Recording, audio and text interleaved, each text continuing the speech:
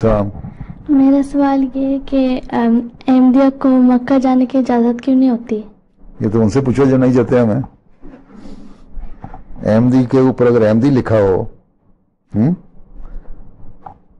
تو وہ کہتے ہیں کہ تم لوگ کافر ہو اس لیے تمہیں نہیں ہے، حالانکہ ہم مسلمان ہیں۔ حضرت صلی اللہ علیہ وسلم نے فرمایا کہ جو شخص کہتا ہے نا لا الہ الا اللہ محمد رسول اللہ وہ مسلمان ہے، بلکہ آپ نے یہ بھی فرمایا کہ جو شخص کہتا ہے نا لا الہ الا اللہ وہ بھی مسلمان ہے۔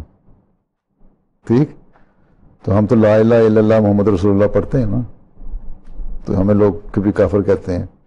تو یہ تو جو گورنمنٹ ہے نا وہاں کی، انہوں نے ظلم کرتے ہیں ہمارے پہ، جانے کی اجازت نہیں دیتے بحیثیت احمدی۔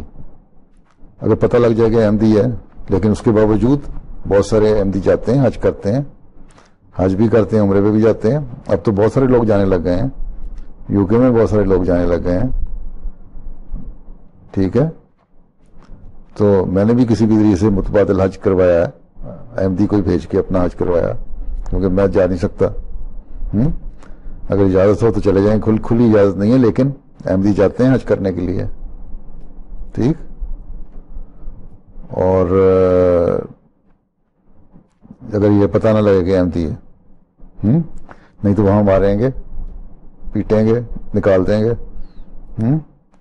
تو یہ تو ظلم کرتے ہیں جو نہیں جانے دیتے، ان کو حق کوئی نہیں پہنچتا۔